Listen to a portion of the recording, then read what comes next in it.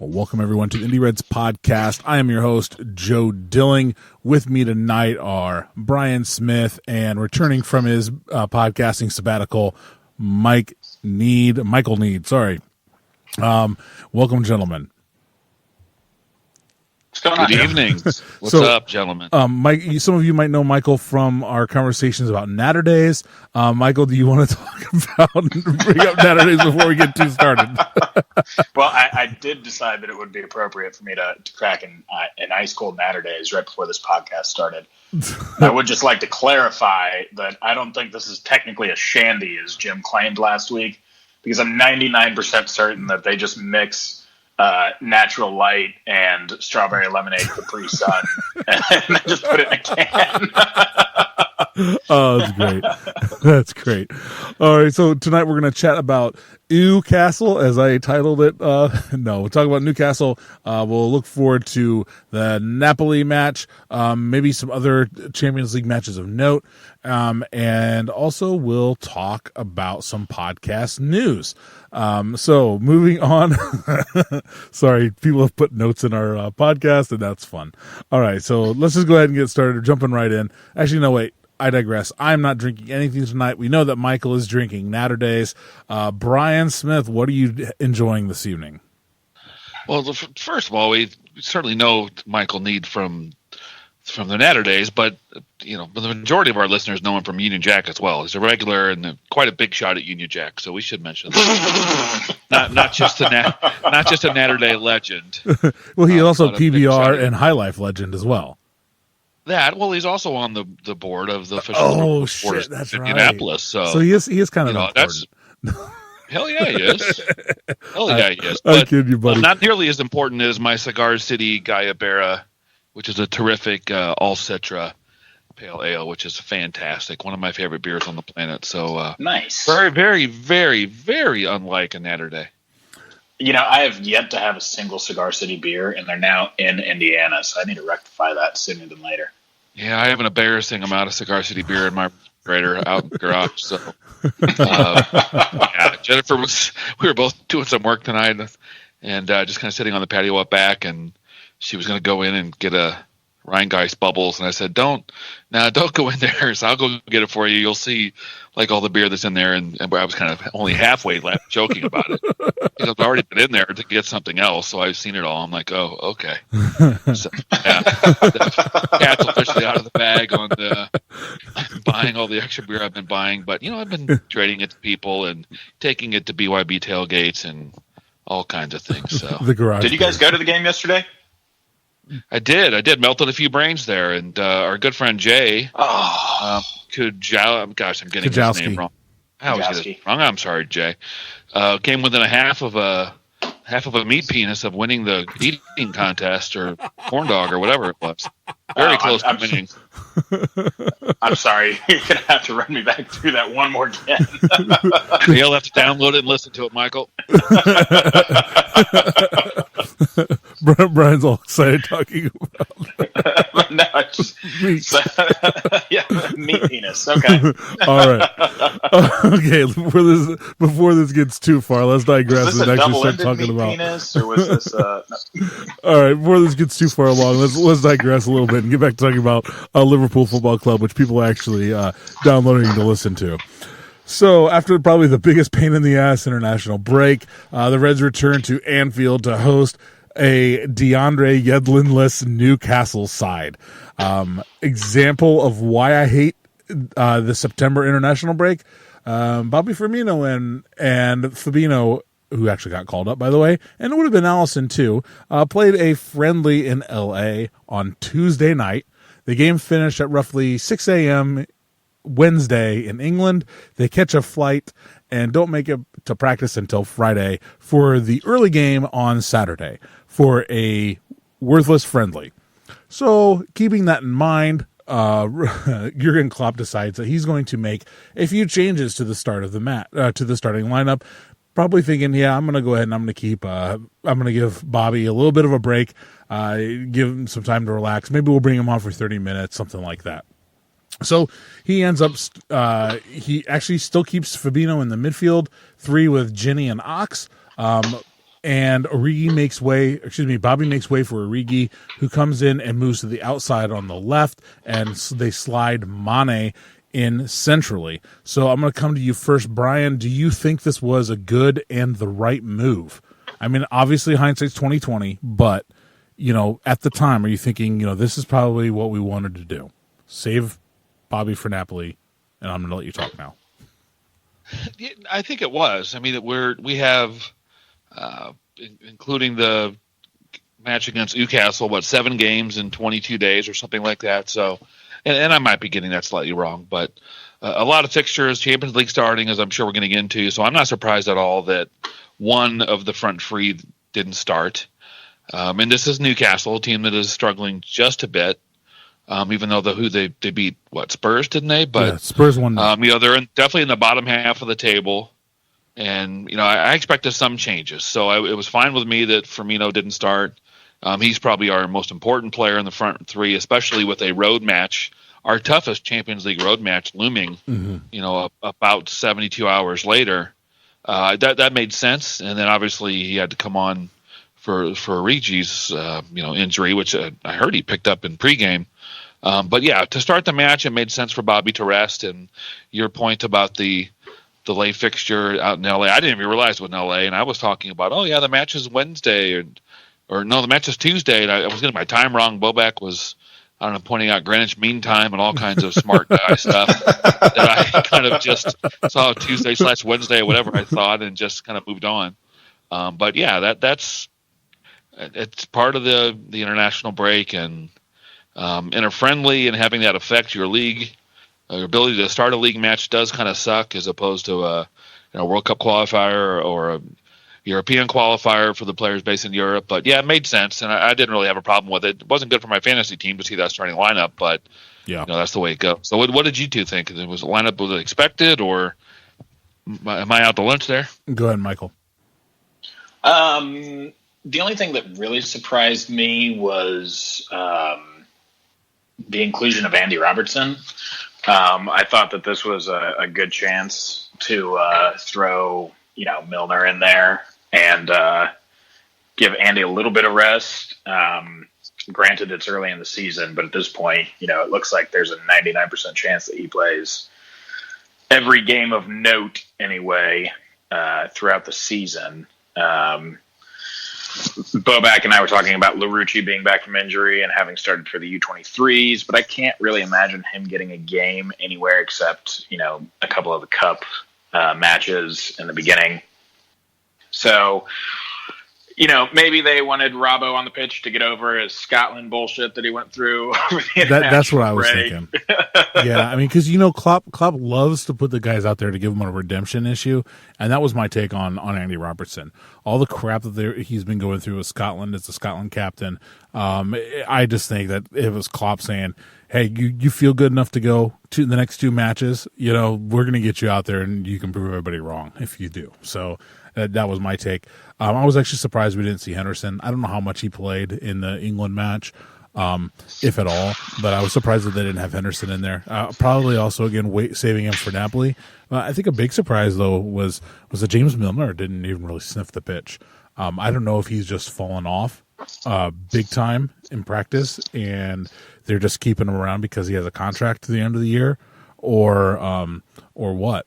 But I mean, Virgil van Dijk's the captain of the team for this match, and Milner. I mean, this is the kind of match that you typically would put James Milner in, give Fabinho a break. So maybe he picked up a little knock somewhere that we don't know about, and they decided not to start him and play Fabinho instead. But I don't know. It's just something for me that I think it was the midfield. And it makes sense. It makes sense to bring Bobby off or put Bobby off because he had that travel.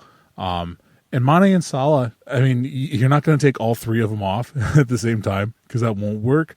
And they got a little mini vacation, thanks to the African teams deciding not to participate in this international break. So it's nice. Reece still hasn't been called up to Belgium in a while, so that's fine. But it is what it is. So how do you think the whole kind of squad rotations worked out? Michael, I'll let you start this time. I think that as competent as Origi is, that he's much better suited to playing centrally. And even though they lined up with him out to the left, you'll notice that while he is still on the pitch, he is very much playing centrally with he and Mane switching off frequently. I don't know. I thought Ox struggled a little bit, but I think that, it's just game time is what's really holding him back at this point. So I think that's why he was certainly included in the squad. Mm-hmm. But, quite frankly, of course, it looked better once Bobby came on. Yeah. I mean, let's just jump right in, guys. What pretty much was your whole take of the match? I mean, there's some definite talking points. I put some in our outline that we'll get to. But let's just chat about it. So, Newcastle starts early. They get a goal first. I'll be honest. I don't want to put blame on anybody for that. I think it was a really well, maybe they didn't even look to see if it was offsides on VAR. I think they kind of broke it down a little bit for us on they TV. did. Did they? Oh, It's yeah, a they goal. have to. They have to. Okay. And he was you're onside. anti-VAR. It was close, though. It was close, though, right? No, it wasn't. It was like 3 yards. Okay. I digress. Yeah. I'm wrong. I'm sorry. But, I mean, Trent's facing up. He's fronting him up. Maybe he could have been a little bit closer, but he just beats the ball around Trent. I don't know if anybody does anything better. It was a really well taken shot. Am I wrong there, Bryan? Well, just about the offside part, but in the heat of the moment, where every goal is looked at, and sometimes they look at it once and they're like, oh yeah, he's onside by a yard to half 2 yards, whatever, and move on, good goal. And it sometimes doesn't take very long. So, what UJ's, there was a really actually quite a good crowd for a 7:30 match at Union Jack and beautiful Broad Ripple and Allison and who else was there? Michael, I think it was Amanda. Yep. Did great for us and got the kitchen open early. And so if you any listeners are ever wondering, what's it like in the early matches, they're a lot of fun. It's never not as big a crowd as maybe an afternoon match or maybe the upcoming match against Chelsea on a Sunday afternoon. But anyway, I'm really not trying to dodge your question on purpose. Sorry, just mentioning at UJ's we were talking about this, and at first it looked like the little cutback this dude did off his kind of the inside of his left heel was like a little bit extravagant and a little bit, what the hell is he doing?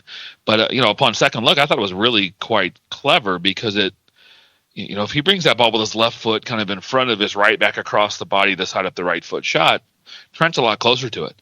But he cuts it back off the kind of the back of his heel or the inside of his left heel behind his right foot.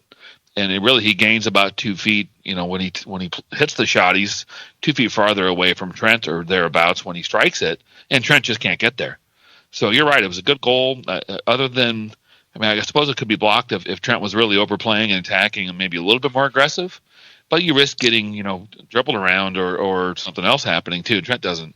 He's quick enough to make up those kind of things most of the time. But I thought Trent played it fine. I thought it was a really nice cut inside. And if I understand correctly, this dude's a left footer, and he thumped that thing with the right foot.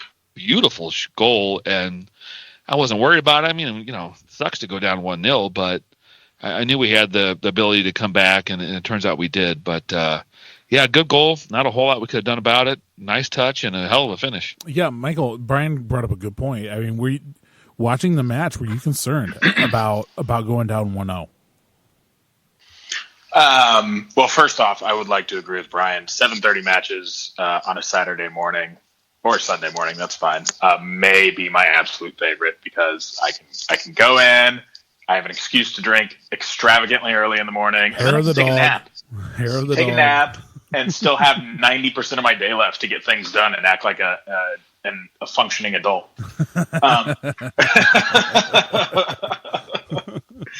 That being said, no, I wasn't particularly worried. I did think that it's, that was the first goal of the week, and that is absolutely a contender for goal of the week. Mm-hmm.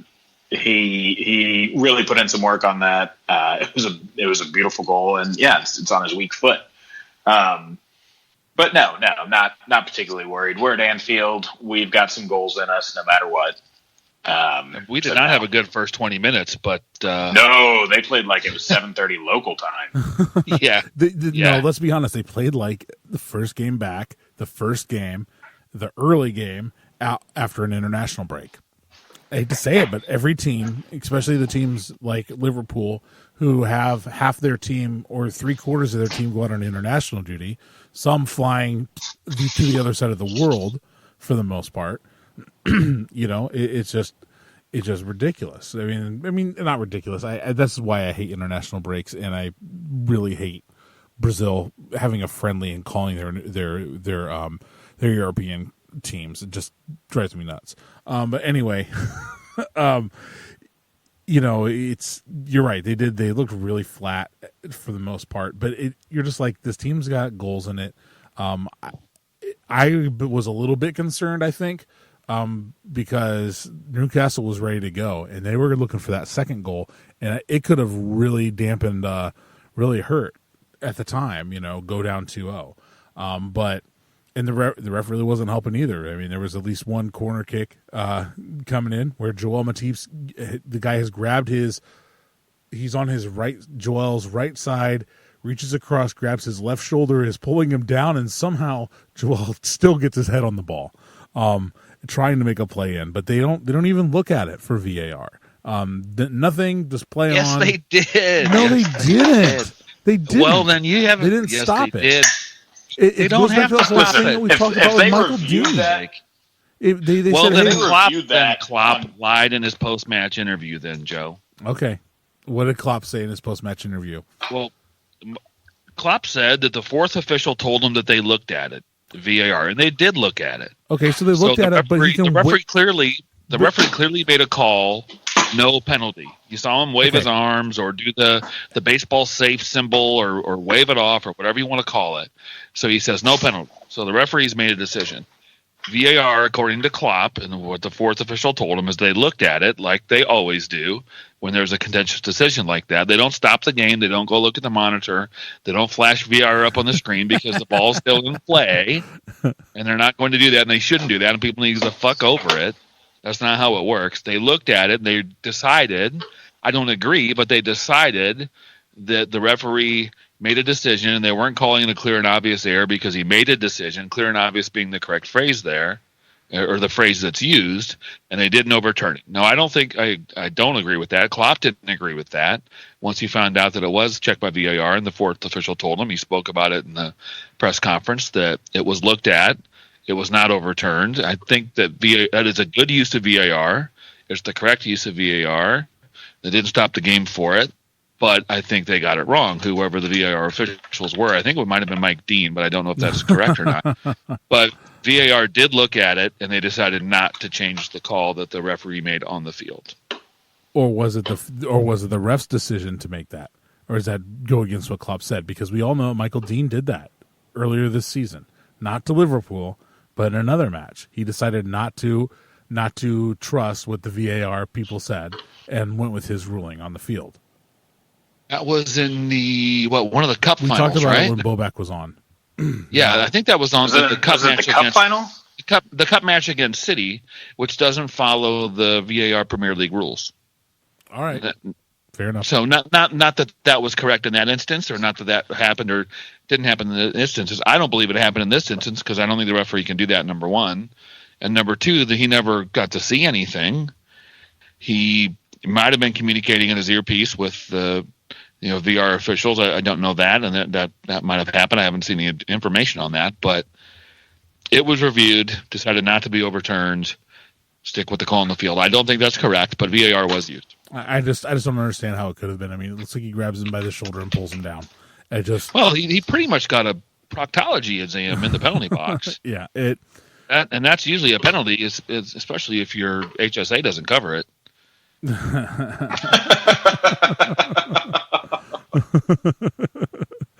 Okay, all right. He's right here. Mike Dean, no penalty decision versus Newcastle, August 27th. So it was Mike Dean, was the VAR referees. Now we're into the whole.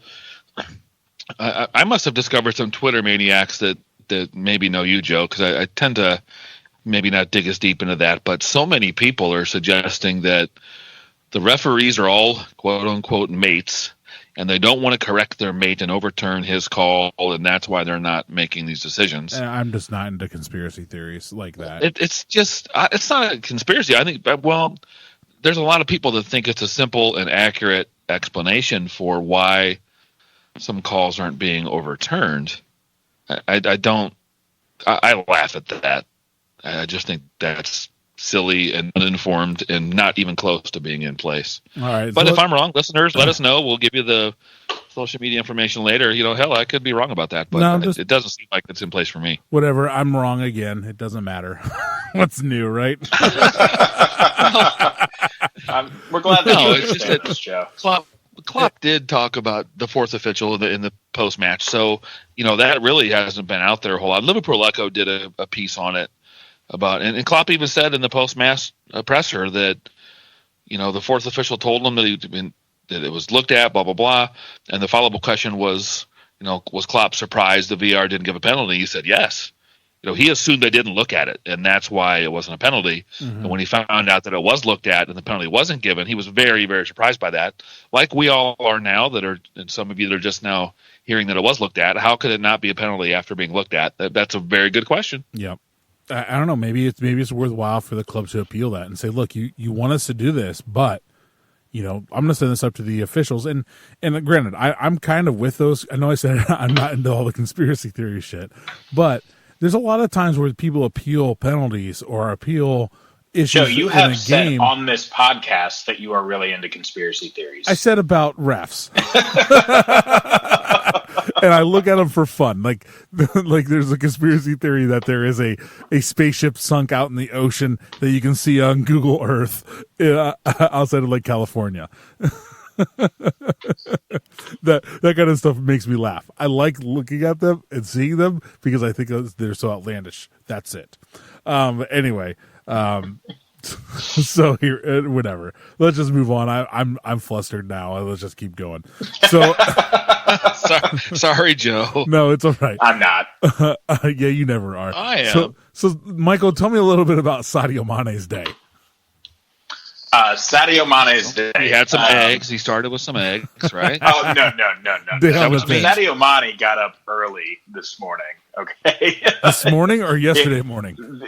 That morning. That morning, all right. He had a nice cup of coffee, okay? I mean, a real nice cup of coffee. And then he had an excellent coffee poop, okay? I'm sorry, I was muted. If that's not the title of the podcast, I'm never coming on ever again. Excellent coffee poop. I don't have any paper, but I'm going to put this right here in the notes. I mean, you call it the coffee deuce. I mean, we can come up with something. No. Poop's funny. And then right after his excellent coffee poop, he said, "You know what? I'm going to ruin the entire city of Newcastle's day today."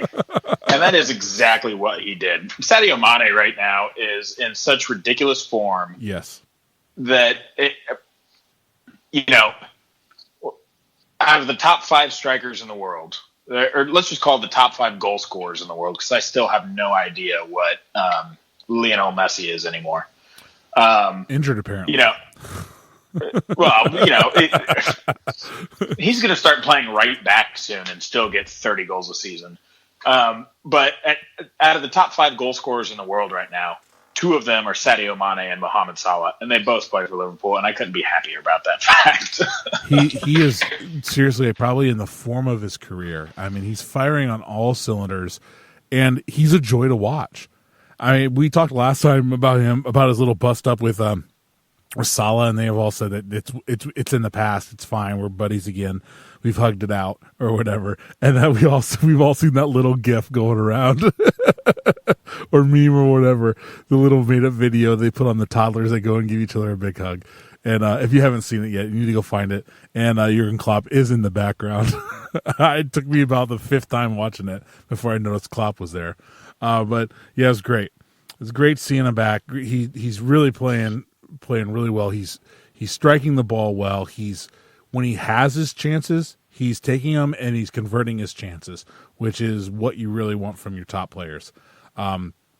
He makes it 1-1. He ties it up, and Bryan, what do you want? You want to talk about that goal, that first goal at all? It's a brilliant finish, equally as good as that Newcastle fellow. I mean, we've been building. What was it? Maybe inside a half an hour or so, maybe 28th minute, I think. So, yeah, Virgil plays Andy out on the right, and he beats a guy, and Mane's perfectly placed. A nice little ball from Robbo, just the perfect pace. Mane's first touch is excellent. Just puts the ball about a yard and a half, 2 yards in front of him. One stride inside the right foot curler, far post. Nobody in the world's going to stop that. Mane could have pointed. I'm putting in that corner right there, and he's still not going to stop it. Like Babe Ruth, right? Just fantastic. I think he literally saw the Willen goal and was like, you know what? I'm going to do that, but better.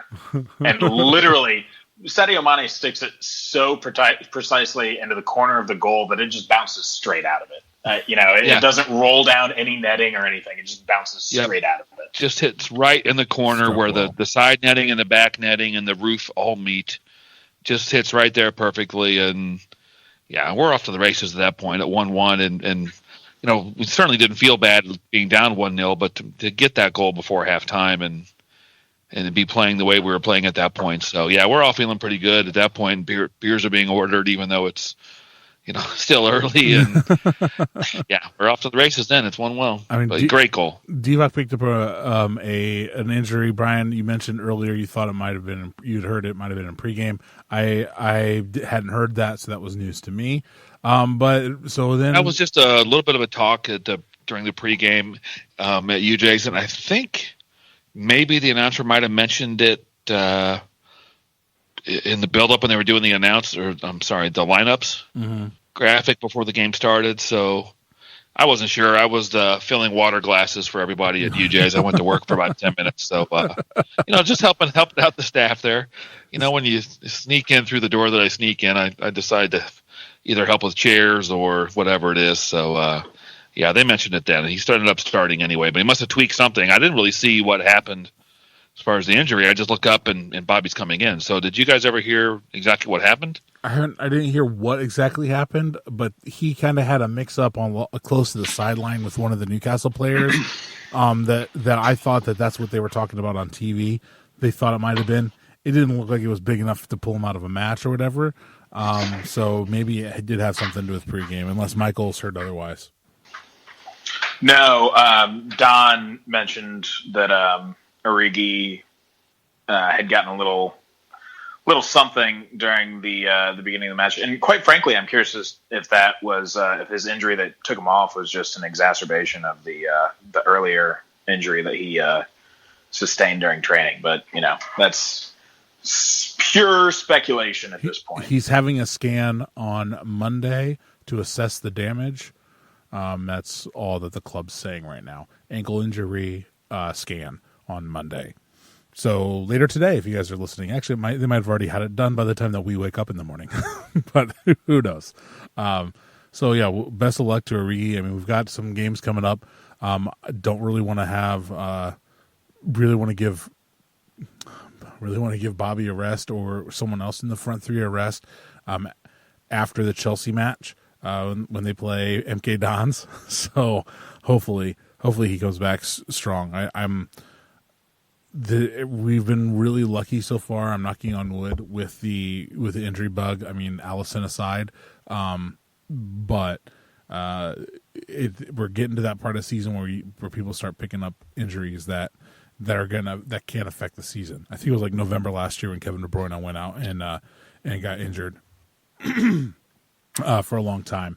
And nobody was celebrating that on this podcast, and it really turned out that they're just that deep that it didn't matter.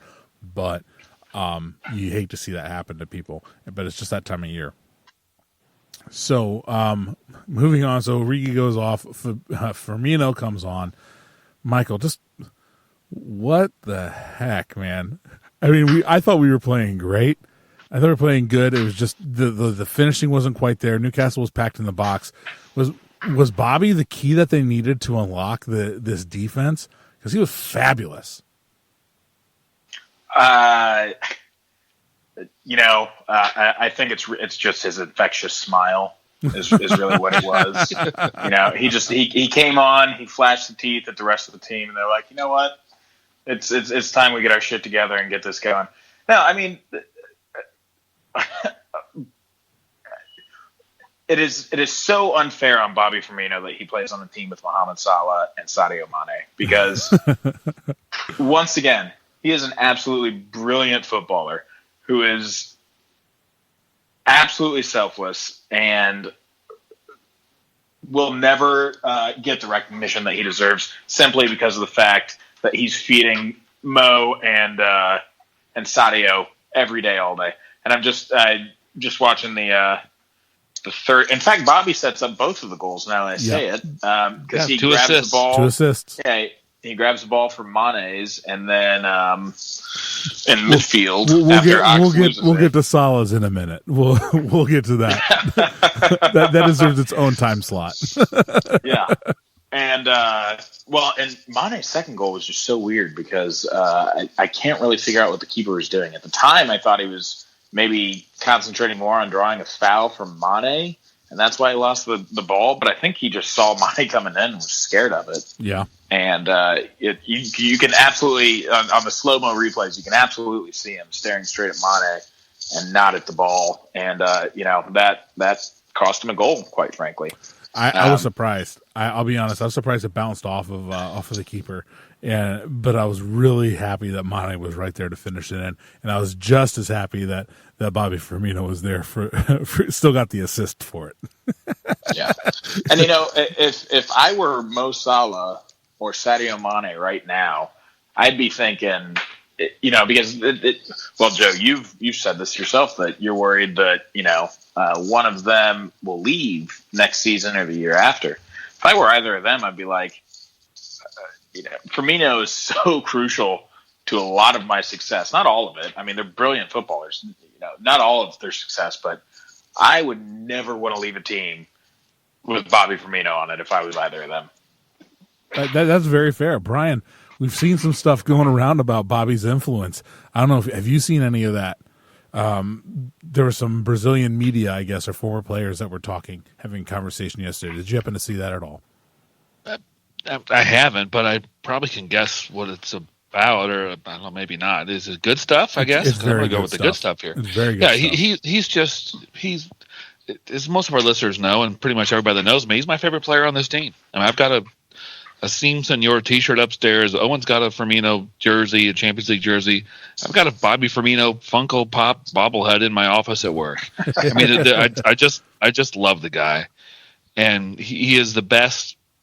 If you want to call it a false nine or a hardworking center forward or whatever you want to call it, he's the best in the world at that, if you ask me. And I'm certainly biased, and I don't watch a lot of other teams. Nowhere near the depth that I watch this team. But, this goal that we're talking about, I've got Match of the Day playing in the background, and we just happened to get to our couple of goals here while we're talking. And, Joel Matip steps up and helps win this ball before this goal, and Firmino's right there with him helping winning this tackle. I paused the screen. Firmino is, even with the center circle, he's deeper as far as the defensive position than, of course, Mane and Salah both are. But he's also deeper than Wijnaldum, and he's just about even with Fabinho. Mm-hmm. With Origi on the field, no one else is there doing that. And that's nothing against Origi on the left or Salah being central or whatever you want to call it. Bobby just does things that other players in that position on this team can't do, won't do, aren't able to do, and all the above. And that's not a slight in them at all. It's just praise for the genius of Bobby Firmino. He helps wins this ball with Joel Matip, and we don't win enough unless Bobby's there, and then plays a great ball into Mane and forces the keeper to come out and try to get a touch, and I think Mane gets a piece of it. And he's just brilliant, and we'll get to it later, I guess. And he was on fire this summer in the Copa America and played great for Brazil, and he's just been red hot all year. I just love the guy, and it's a good example of why he's so important to us, and you're both making good points. Our two strikers would be crazy to leave with him there, because you're not going to find another player like him, in my opinion, pretty much anywhere on earth. No. At least not in a system like this. He is the perfect number 9 for this system, maybe of the last several generations of players, not just players playing right now, but the last maybe 20, 25 years. He is the best player for that position for our system that we could possibly have, and we're lucky to have him. I am going to, well, there's two things I'm going to share off the internets. Everybody else has probably seen these already. One is from our friend Kevin Kyle, Michael's cousin. It shared from Paddy Power. It says, if Liverpool have any sense, they'll not worry too much about making transfers in the next few windows and put all their money into finding a way to clone Roberto Firmino. Yes, I saw that. I love it. I love it. I really did. And the other was that conversation. I need to find. I'm sorry, I'm trying to find it again. But just to summarize, basically, it's these two, the two former players. Maybe they might just be commentators or whatever. But they're saying, look, if Brazil is smart, they will build this team around Roberto Firmino instead of making it about all this selfishness that is, and the me first individual one-on-one play that they have with Neymar. And a lot of the rest of the Brazilian team. They're saying that if they had a player if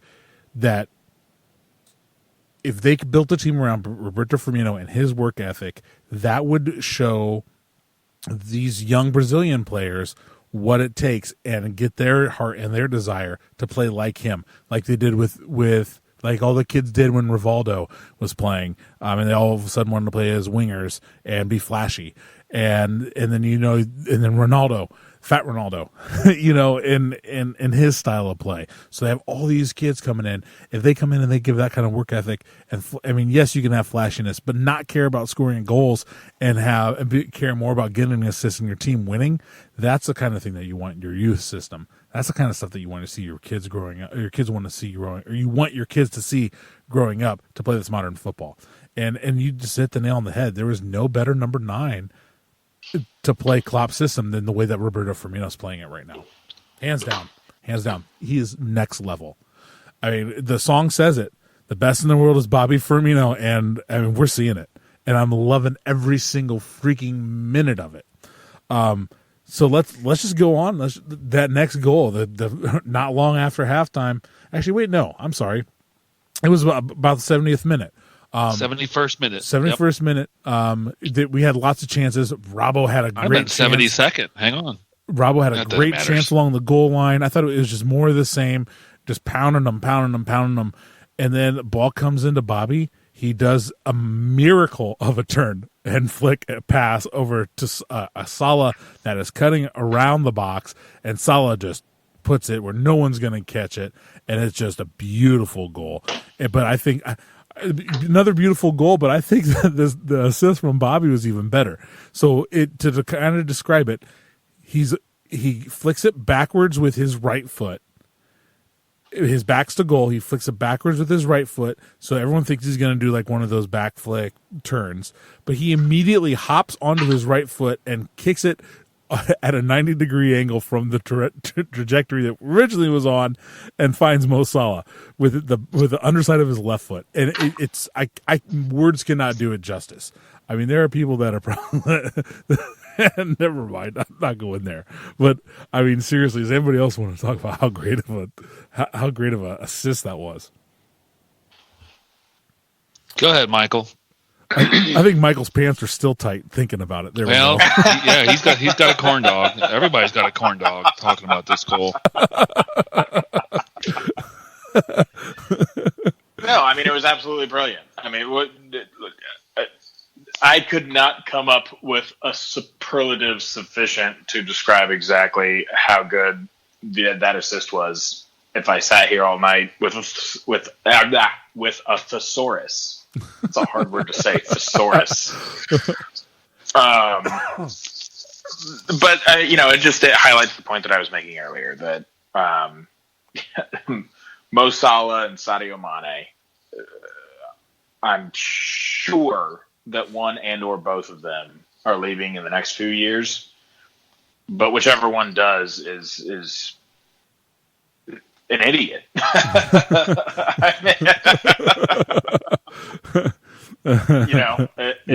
It's look, all good things must end, but Jesus Christ. Were I any striker in the world that backed myself, I would be thinking right now, I want to get transferred to Liverpool. I want to play on the same team with Bobby Firmino because he's going to feed me brilliant goals every week, and he's going to make me look like, some sort of soccer wizard with a 15-inch cock. And it's so that's why Divock Origi stayed, right? Exactly. That's good. Oh man! All right, so let's go on. Let's start wrapping up the Newcastle, the Castle. Michael, who's your man of the match? Bobby Firmino. All right, moving on, Bryan. With a very solid shout for second place to Sadio Mane. I mean, Sadio Mane had a brilliant day, but and he woke up and he had that excellent coffee poop, and then he went and he ruined Newcastle's day. But and as good as that performance was, I'm still sitting here talking about Bobby Firmino. Bryan. Well, it's very rare that a player that has that type of a bowel movement at the beginning of the day doesn't get man of the match. But it's also even rarer that a substitute has such a massive impact on the match. Yep. And I agree. I mean, a strong case can be made for Mane since he scored 2 goals. But Firmino changed the way we played. He changed how effective we were. He changed the way Newcastle had to play. Yeah. And I don't think that happens unless he comes on. I don't think that happens if Origi stays healthy and plays 90. He's that important to how we play, and he was so good. I mean, that little flick you talked about, you're right, it's hard to describe. And I'm sure the majority of our listeners have already seen it probably a dozen times. How Salah scores and immediately turns and points at Bobby and runs over and gives him this big hug.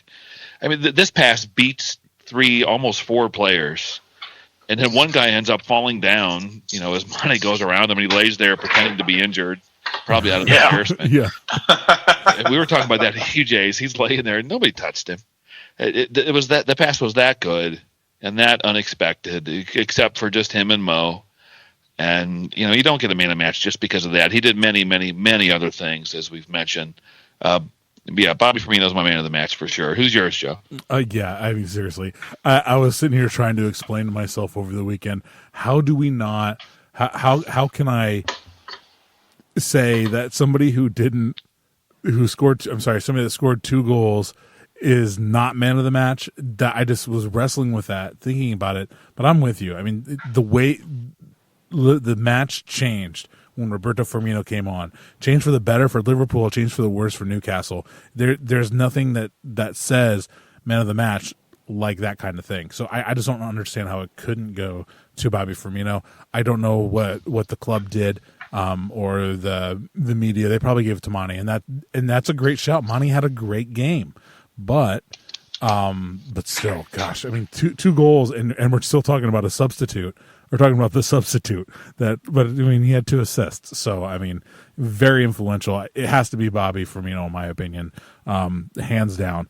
And sadly, it's close to Mane, but yeah. So we're unanimous as a group. I can't. Yeah, that's rare for us. I just can't go away from it. So, all right. Moving on, Tuesday. Liverpool travel to Italy. They're going to get a little bit of pizza, carb up a little bit before the match, and then they're going to go play Napoli. So I'll probably catch about the first half of the match, and then I'm going to be traveling for work. But Napoli has a pretty decent team. I still have Dries Martins, still have Koulibaly, probably top 5 defender, and Insigne. So even though they have, top 5 defender, he can't do it all. So what are you guys looking for in this match? And there might be a little bit of revenge on the mind for Napoli. What are you guys thinking? I'll start with, Naturday. Go for it. All right. I have not seen Napoli play since we last played them. So I Very really few have. of us have. Yeah, well, Jim may have, but I have no real expectation that they're going to offer us much of a challenge. I know we lost 1-0 there last year, but well, the shitty part is I have a meeting that starts right when the match does. I'm gonna keep my mouth shut so that it ends quickly and I can kick everybody out of the conference room and turn the game on. But if quite frankly, with the rest of our group, we can lose this game, we can draw this game, we can win this game, and it really does not matter.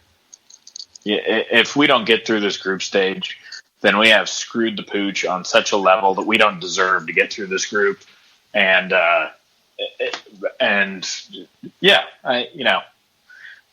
this is the one game that it's probably the one game that I want to watch is Napoli away. It's also the one game that just absolutely does not matter because we're going to win enough of the rest of them to get out of this group. Full stop. Well, apparently, everyone has decided that that they want to watch this match as well, because TNT is actually going to be showing this match. There's some other Champions League matches of note this round. I don't know if these are all on Tuesday or if some of them might be on Wednesday, but we got TNT over Dortmund, Barcelona, PSG and Real Madrid also playing, Atleti and Juventus. Some of those matches, I mean, that's pretty awesome. So people keep talking about us being a small club, or not a small club, but not being a big club. Hey, let's just put it out there. We won the Champions League now. How many times? 6? Yeah, 6. And, yeah, I think that's right. I heard that. I think it's 6. Yeah, maybe could be true. We check that, but Sunny Madrid, I think we won it 6 times. But anyway, could be. Brian, what are you thinking, dude? What are you thinking about this match? I'll wrap up my thoughts.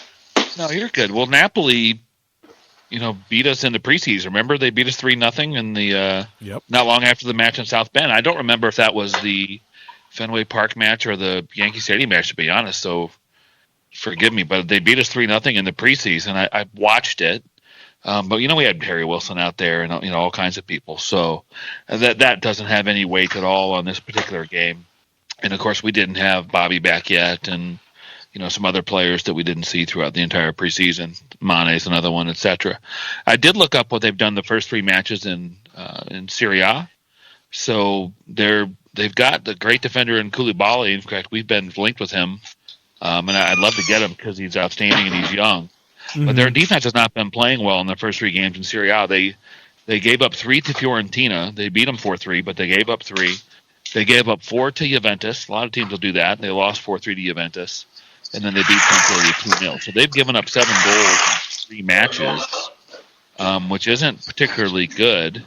And I was looking up a little bit on, kind of what's going on with their team. I haven't really watched any of their Serie A matches.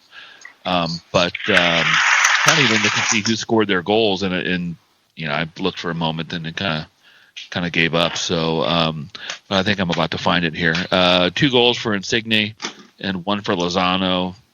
And 1 for a guy named Mertens, Mertens. Sorry, yeah, 3 for him. Yeah, 3 for him so Dres far this year. Like that? So, Dregs, yeah, Dries, Dries, Dres Mertens. So, 4 guys have scored this year, and 3 from a midfielder. So, we'll see. I think Michael's spot on that it's not a terribly important game. You don't want to go out and lose really anything, but I'd be happy with a draw there, and. It's great that we're on TNT, like you said, defending champions, and we're a bigger draw now than we probably have ever been since I've been watching this team, at least a worldwide draw as far as ratings go, and certainly here in the United States. So it's great that it's going to be on. I might have to sneak out and pretend to do a training on the big smart board upstairs. It's like an 11-footer. And, I do have to take a new computer and test out a system up there as far as connectivity goes. So, I don't know. I mean, I might watch some of it, or I also might record it and watch later since it's on TNT. But Owen has an away game that night up in Hamilton County, so I probably wouldn't even start the game till about 9. But plenty of options for American Reds to watch this game. And I know Bobak mentioned the BR replay will be available, or if you don't have a DVR or something like that, you can watch it on a replay later on that night. So reach out to him or reach out to the pod, and we can help you get sorted if that's what you need. But I'll take a draw, but I wouldn't be surprised if we go up there and get the win. Yep. Thank you, Brian. I'm pretty sure we're gonna walk away with this one. The way the defense has been playing, yes, we have had some goals coming, but I think that they're gonna tighten it up. They're gonna be ready. Fabinho keeps. I mean, seriously, I don't. Nobody has been talking about the influence of Fabinho much at all, and he's been playing great as well this season. And add him in front of Joel Matip and Virgil van Dijk, and you've got probably one of the best defenses in the league. He's going to be bowling people over. Let's just be honest. I mean, that's what he does.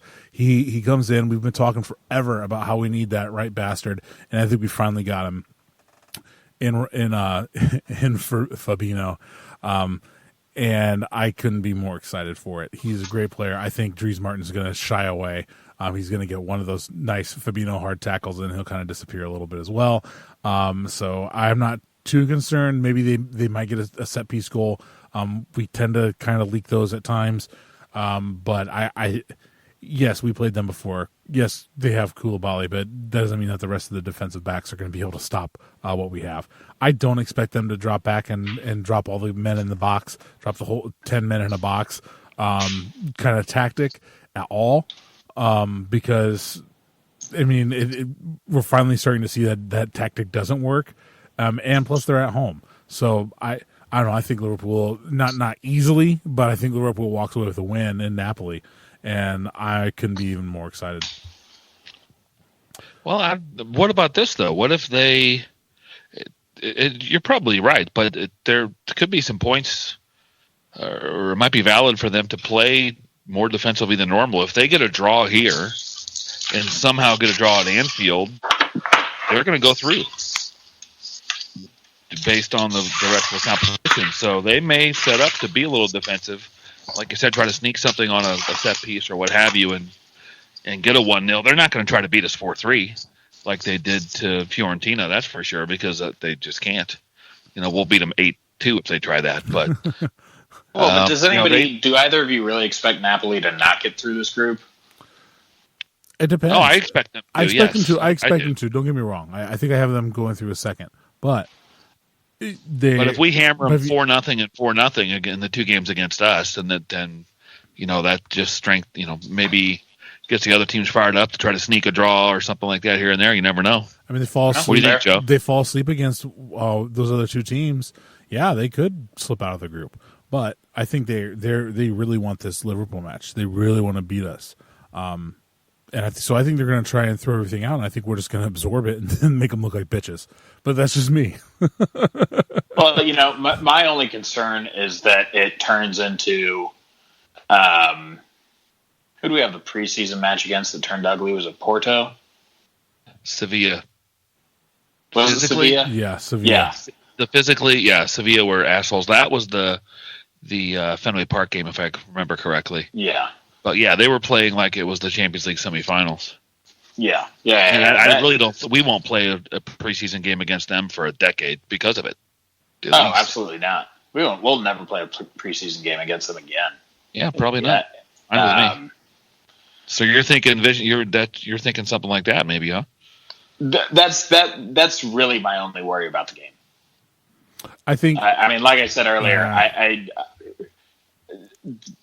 don't think Ancelotti would line him up to do that.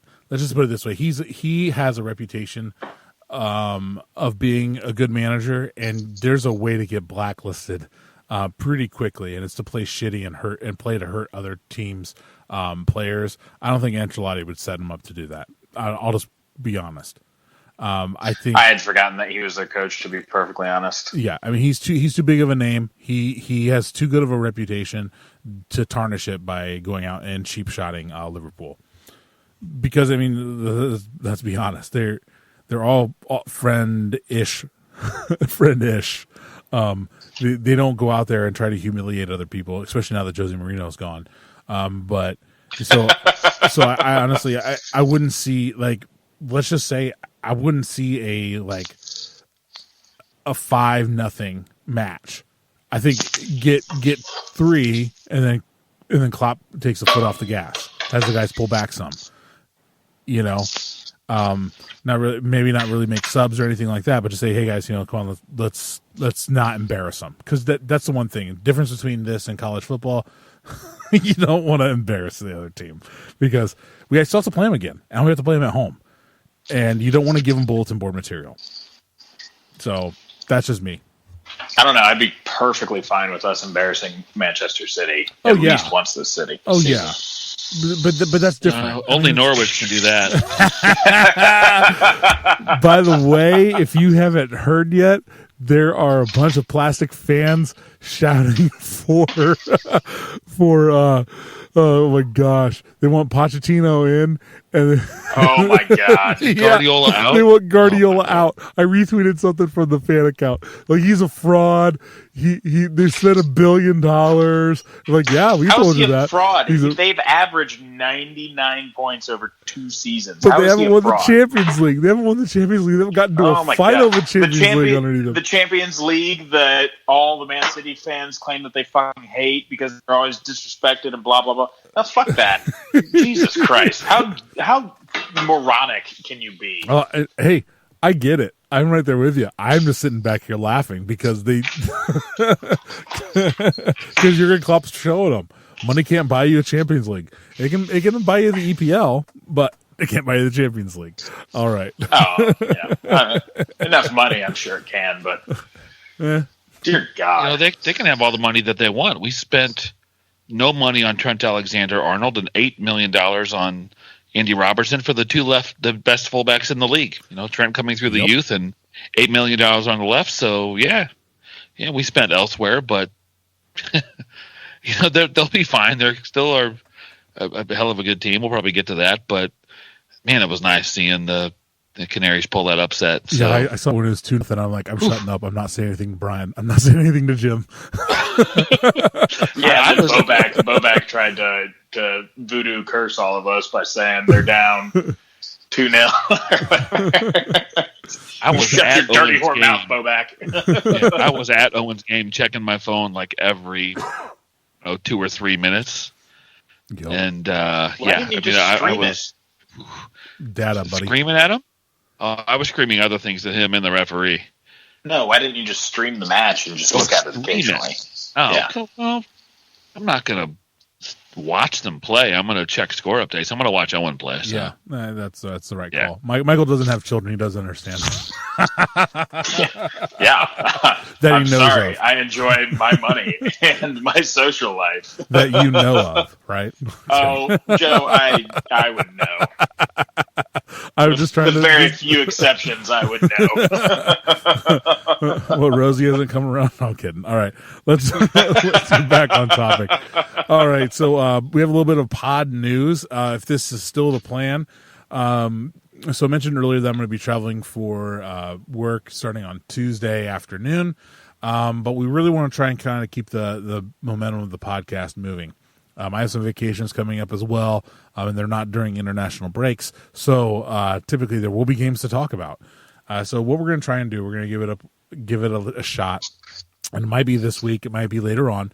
But Bryan has volunteered that he's willing to give the hosting duties a shot, kind of be my substitute while I'm out. So thank you, Bryan, really. And I can't wait to listen to this.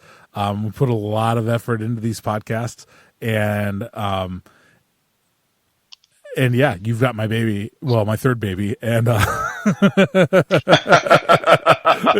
and so yeah, be careful. No, I'm kidding. Seriously, it's going to be. I have full faith in these guys to take care of it and run and still give you guys a great show. And I can't wait to listen to it. So Wait, thanks, are you not listening before you post? What do you mean? Are you not listening to the episode before you upload? No, he's going to upload it. Yeah, he's gonna upload Bryan, I've got a proposition for you. There's a bottle of Tanqueray. Is it the 5th or is it the big one like you get at Costco? That's really a good deal. That Jennifer gets me. We're going to do a handle. Okay. Yeah, no, we can do that. I might do a live pod from Notre Dame Stadium. What do you think about that, Joe? There you go, man. Live pod from Notre Dame Stadium. Go for it, buddy. I'll give you the equipment. I know you will. Yeah, we'll give it a shot and try to do at least half as good a job as Joe does, putting this together and lining us all up and keeping us on track at least some of the time when we don't derail him. So and get me off. Yeah, it'll be fun, and you should go enjoy your trip. And we'll have a little fun, and you can listen as a regular listener for a pod or a pod and a half or whatever you need. But all right, you got it. All right. So hopefully we'll be able to start this weekend with the Champions League, sometimes late this week. All right, let's go ahead and start wrapping it up. Michael, it's plug non-plug time, and it's a natter day for you.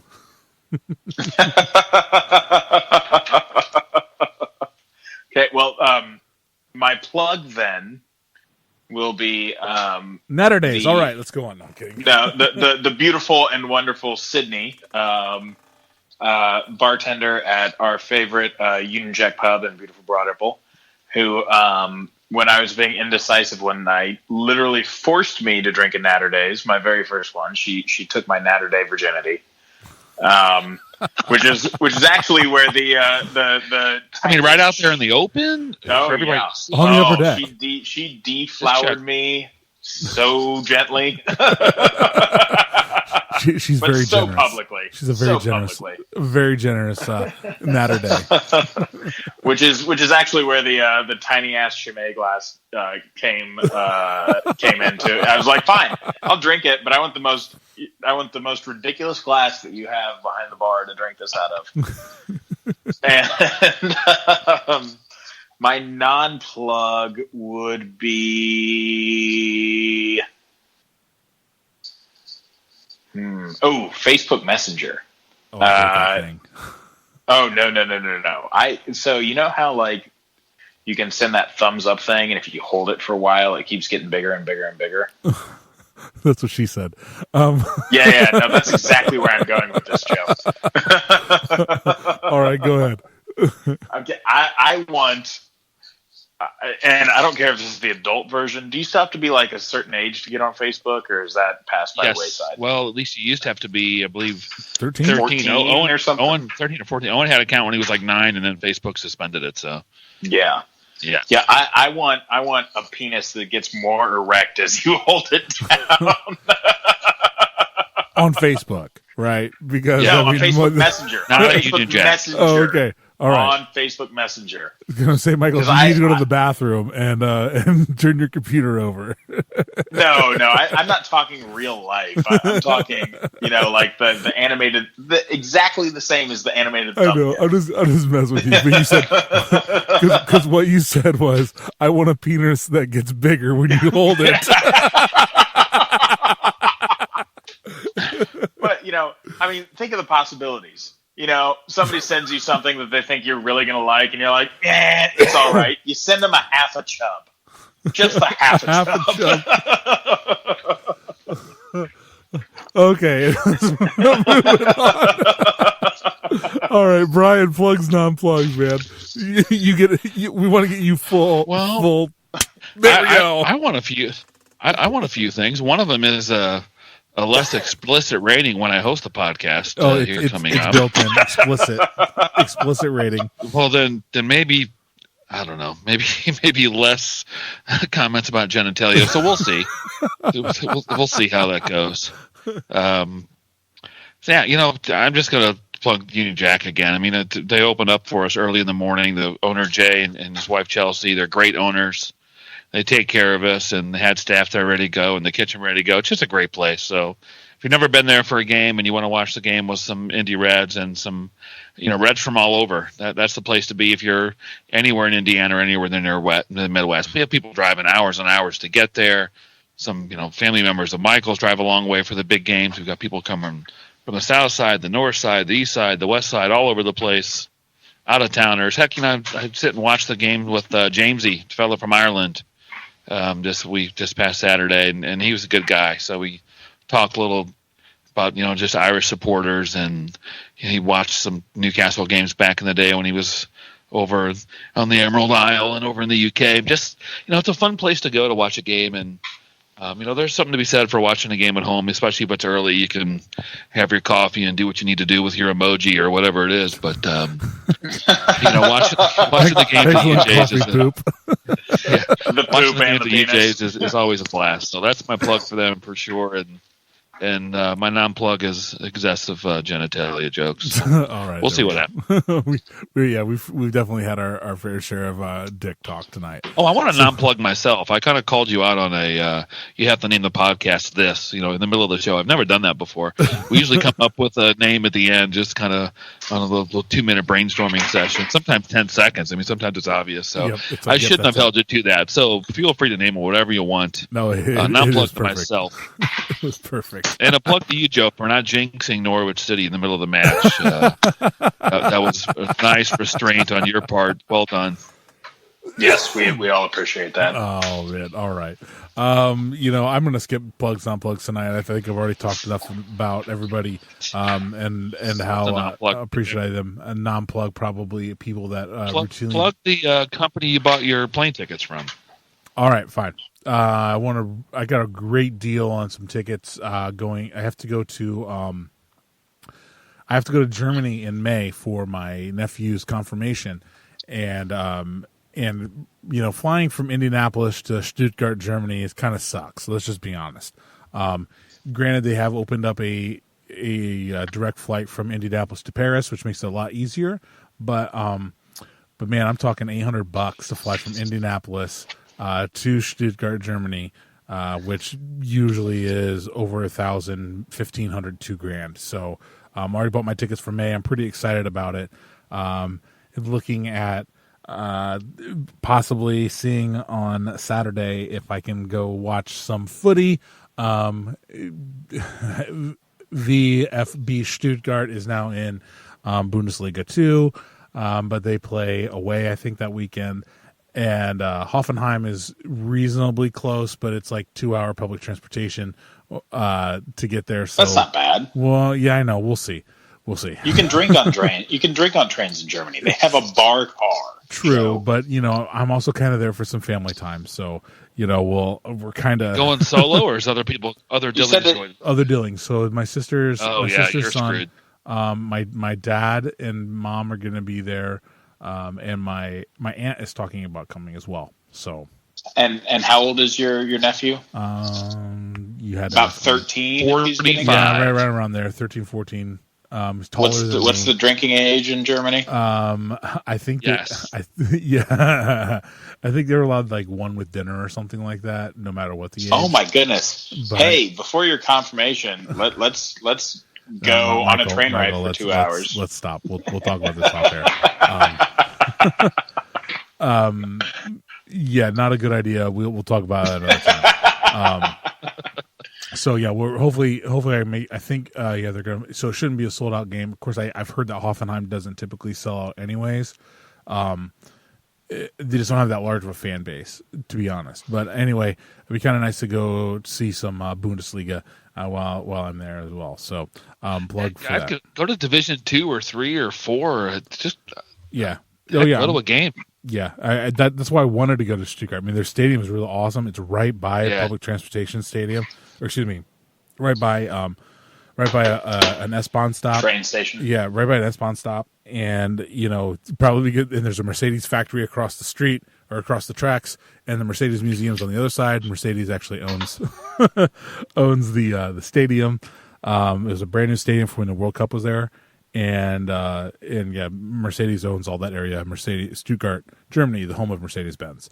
But yeah, so really kind of excited for that trip. I'm bummed that my wife isn't going, and neither are my boys. Didn't really want to. It's just a lot of money. Let's just be honest. No, fair. So especially since I'm gonna have to pay for hotel rooms too. So yeah, because the house is going to be full. So oh well. It is what it is. So, yep, that's plugs, non-plugs. Enough about me.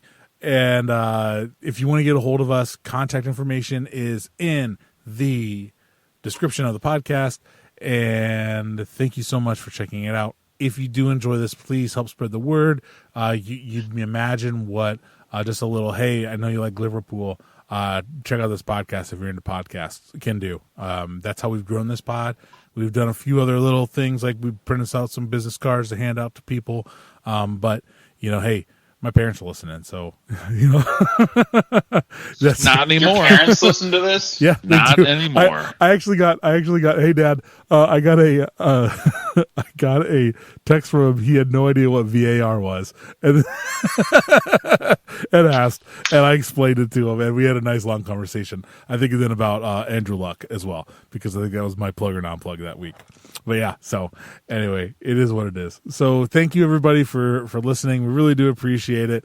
And yeah, that's, I think, all I have. This is Joe Dilling signing off for the Indie Reds podcast. You'll never walk alone.